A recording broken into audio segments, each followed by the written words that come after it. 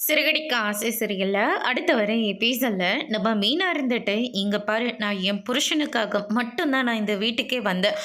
நான் செஞ்ச தப்புக்கு, நான் செய்ற பாவத்துக்கு அவர் எதுக்காக தண்டனை அனுபவிக்கணும்?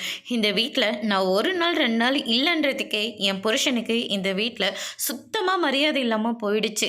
சாப்பிட்றதுக்கு கூட வழி இல்லாம போயிடுச்சு. அதனால மட்டும் தான் நான் என் புருஷன தேடி நான் இங்க வந்தேன். அது மட்டும் கிடையாது. மாமா என்ன அவரு பொண்ணு மாதிரி நினைக்கிறதா சொல்லிட்டு இருக்காரு. நானும் அப்படிதான். அவர் தான் என் அப்பான்னு நினச்சிட்டு இருக்கேன்.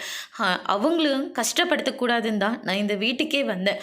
ஆனால் என் வாயாலே எல்லா உண்மையும் சொல்ல வச்சிடாத அப்படின்ற மாதிரி சொல்லிடுறாங்க.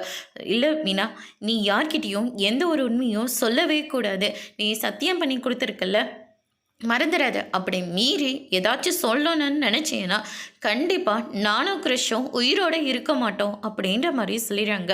அதுக்கு அடுத்து தான் மீனா இருந்துட்டு, கண்டிப்பாக நீ சாக மாட்டேன்னு நான் சொல்கிறேன். ஆனால் கிறிஷுக்காக மட்டும்தான் நான் உன்னை விட்டு வச்சுருக்கேன்.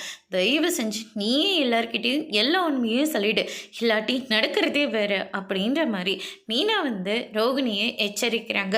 அதுக்கு அடுத்து தான் இந்த பக்கம் நம்ம மனோஜ் இருந்துட்டு, என்ன வீட்டில் இந்த சமையல் தானா, எனக்கு முட்டை ஃப்ரை வேணும் அப்படின்ற மாதிரி சொல்லிக்கிட்டு இருக்காங்க.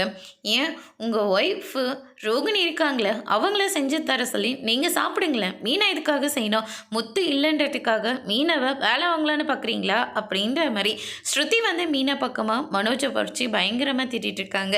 அதோடு இன்னைக்கான பிரமோ முடிச்சிருக்காங்க.